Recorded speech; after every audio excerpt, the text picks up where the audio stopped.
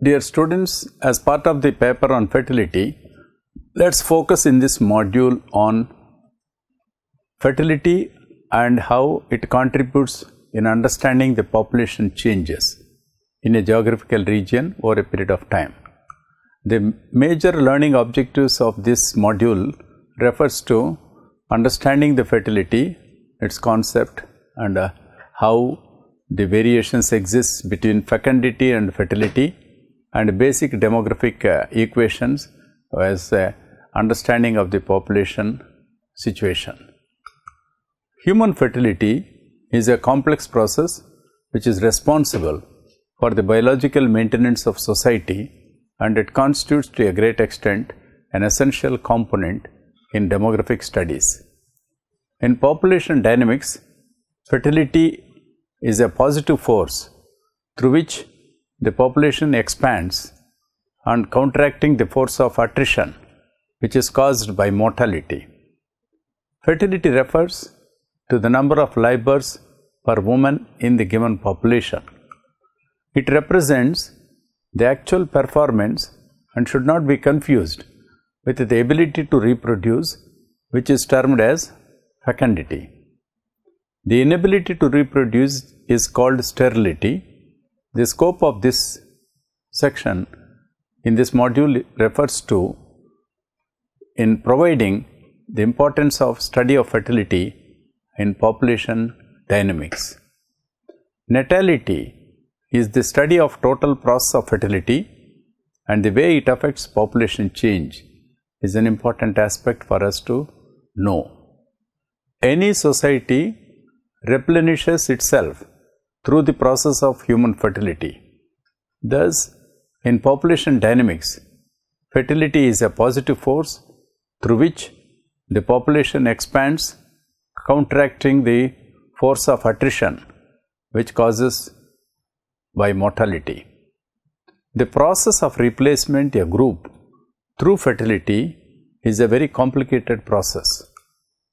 Within these biological limits of human fertility, several social, cultural, psychological, as well as economical and political factors are found to operate, and these are responsible for determining the levels and determinants of fertility. Measurement of fertility is not as direct as in the case of mortality. Only a section of the population, namely women in the reproductive age group, which is biologically identified as between menarche and menopause, and for purpose of demographic analysis usually refers to the period between 15 and 50 years, which is capable of childbearing, and even among them fecundity will be a varying factor. Apart from the biological aspects, there are additional behavioral components to fertility. Fertility can be controlled by conscious adoption of contraceptives or other means to prevent births, and therefore we have controlled fertility as distinct from natural fertility, the latter meaning fertility in the absence of any form of voluntary control. For these and several other reasons, it becomes difficult to identify the group of women exposed to childbearing. The dynamic character of fertility was realized when, after the Great Depression of early 1930s, the birth rates in Northwest Europe and North America, which were quite low till then and which had consistently registered a declining trend, started rising, stabilized themselves at higher levels, and then showing declining trend. Till that time, the demographers had expected a steadily declined trend and ultimately stabilized lower level in the birth rate. With the upsurge in the birth rates following economic development, a phenomenon popularly known as baby boom occurred, and all the population projections based on the assumption of declining birth rates went haywire.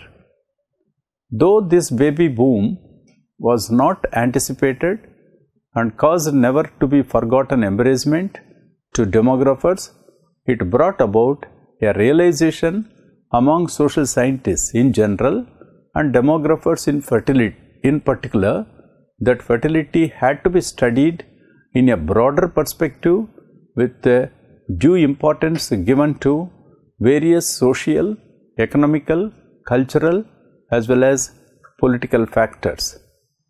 Evidences are many to show that fluctuations in the fertility rates of a country might take place in response to the factors in areas of political, social and economic conditions.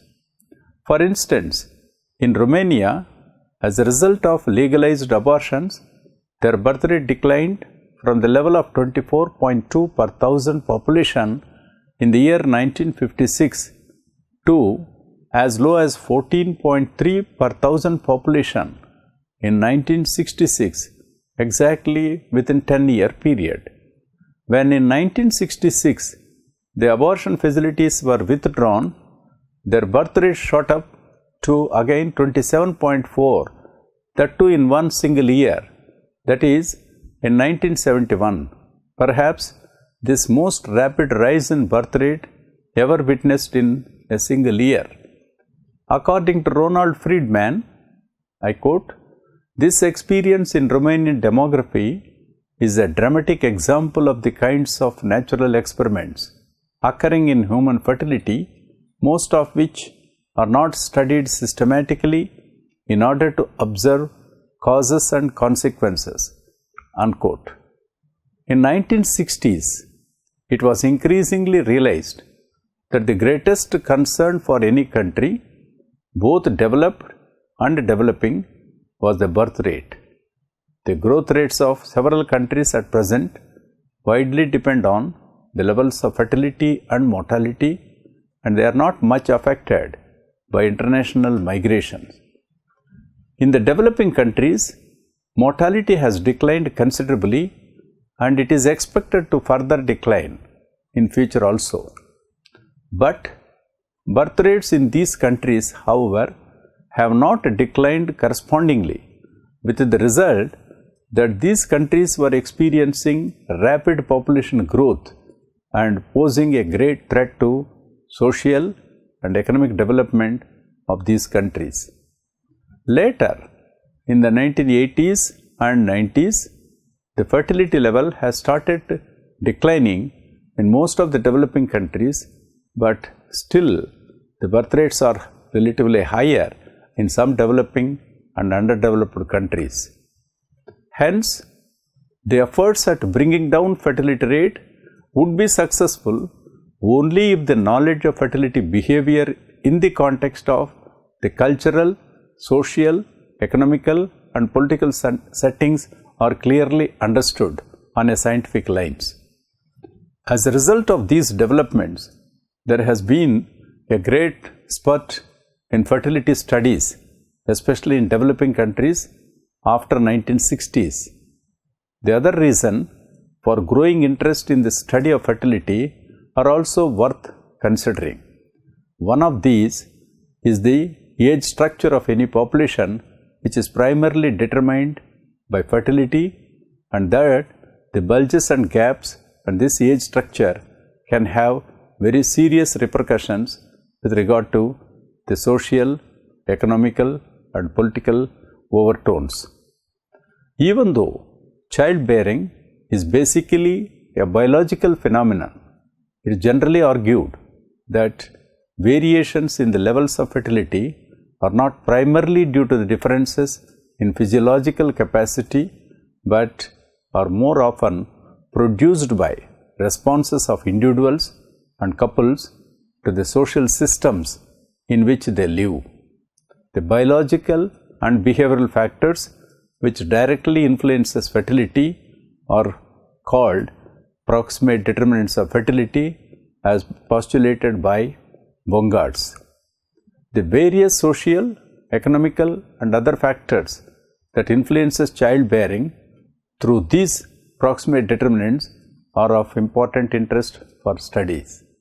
The distinguishing feature of proximate determinants is their direct effect on fertility. An important distinction has to be made regarding fecundity and fertility. Fecundity refers to the capacity of a man or woman or a couple to participate in reproduction, that is the production of a live child. Fertility is the actual performance, that is the number of live births that occurs per woman. Let's focus on basic demographic equation. The most basic equation that expresses the change in population over a time in a simple form is known as the basic demographic equation, or usually called as the balancing equation. It is the decomposition of the population change into various components, referred to as P2 is equal to P1 plus B minus D plus I minus E, where P2 refers to population at the latest year, P1 refers to the population at the earlier point of time, B refers to births, D refers to deaths, I refers to immigrants, and capital E refers to immigrants. That's why P2 becomes P1 plus N1 plus Nm, where Ni is a natural increase and Nm is the net migration. When we refers to population change is measured as the difference in population size between 2 points of time. It can be expressed in terms of absolute change, percentages, average annual absolute change, geometric or exponential growth rates also. It can be refers to changes in size, distribution or composition, or to any combination of the three as referred above. Let P2, that is population at later date, P1 population at an earlier date, and Y number of years between P2 and P1, that is absolute change, is equal to P2 minus P1, percentage change, that is P2 minus P1 by P1 multiplied by 100, linear growth rate usually denoted as small r is equal to P2 by P1 minus 1 whole divided by Y. The geometric growth rate or refers to P2 by P1 minus 1 divided by Y minus 1. Exponential growth rate is equal to In of P2 by P1 divided by Y, where In is the natural logarithm. Let's focus on various components of population change. There are only three components of population change, that is namely births, deaths and migration. Population grows through the addition of births and in-migrants. Population declines through the subtraction of deaths and out-migrants. These three demographic processes are essential to understand the nature and causes of population change. And the area of fertility refers to the occurrence of live birth and is determined by a variety of biological, social, economic, psychological and cultural factors. Biological factors determine the physiological capacity of women to reproduce children. Other factors determine perceptions regarding the costs and benefits of children. Contraceptive availability and effectiveness play an important role in affecting the ability to control the number and timing of births. Fertility rates have declined over the last 2 centuries in most of the developed countries located in Europe, North America and Australia. Some of the developing countries have also experienced a drastic decline in their fertility rates in the recent past. A detailed discussion on mortality and migration also have been discussed in other modules. As far as fertility is concerned, the measurements are usually through indicators like the age-specific fertility rates, which are also presented as ASFRs, the total fertility rates denoted as TFRs, crude birth rates like CBRs for India, for various states and various districts are presented by various surveys and census data that is usually available in a country like India. And when we refer to the various levels of these fertility indicators, one would come to know how there exists a huge variations not only in different reproductive ages but also over a period of time and also according to different geographical settings. For instance, if we look at the National Family Health Survey conducted at 3 rounds, number 1 which was conducted in 1992-93, the second one was conducted in 1998 and 99, the third NFHS 3 which was conducted in 2005 and 2006. Let us illustrate how the various age groups, how their women in these age groups have their fertility levels. For instance, in the age group of 15 to 19 years a woman, in NFHS 1, the fertility performance was 0.116, which has come down to 0.107 in NFHS 2 and further came down to 0.090. In the age group 20 to 24, while NFHS 1 showed the fertility level as 0.231, in NFHS 2 it has come down to 0.210 and in NFHS 3 it was 0.209. Let's see in the age group of 25 to 29, where in NFHS 1 it was 0.170, in NFHS 2 it was 0.143, has come down to 0.139 in NFHS 3 round.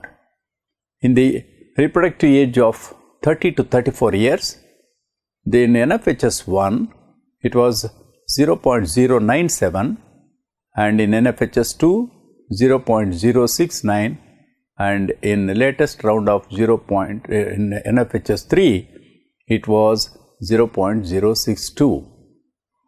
In the reproductive age of 35 to 39 years, NFHS 1 showed the fertility level as 0.044, which has come down to NFHS 2 of 0.028 and further came down to 0.025. In the reproductive age of 40 to 44 years, NFHS 1 showed 0.015 and in NFHS 2 0.008 and in NFHS 3 it was only 0.007. And in the last age group of higher age of women of reproductive age in 45 to 49 years, the NFHS 1 showed the fertility level as 0.005 and in NFHS 2 it has come down to 0.003 and in NFHS 3 it is 0.003. When we look at the total fertility rate, it was very high in NFHS 1, that is 1992-93 survey showed that TFR was 3.39 and in the case of NFHS 2, that was in 1998-99, the TFR has come down to 2.85 and in the latest third round of NFHS 3, which was conducted in 2005-2006, the TFR has further come down to 2.66. The crude birth rate, the CBR, which was as high as 28.7 in NFHS 1, has come down to 24.8 in NFHS 2 and further has come down to 23.1 in NFHS 3. What this statistical table clearly reveals is that the fertility levels are coming down, no doubt about it. At the same time, the various fertility indicators are clearly reflecting that a country like India is experiencing a significant reductions in fertility levels over a period of time. However, one should know that at macro level for a country like India, though there is a desired effect of reduction in the fertility which is coming over. Furthermore, one also should know that there is a huge variations in fertility levels across different states and within states across different districts. So, it is very important to critically see the changes in the fertility rates in various geographical regions, and so that it will give a clear picture about the levels and trends in the fertility over a period of time, and also the type of interventions that have influenced these changes, and also to understand the way in which the fertility behavior is going to occur over a period of time in future also is of interesting to understand. As a part of conclusion, we need to understand in this module that fertility is one of the important components along with migration and mortality in influencing the population change.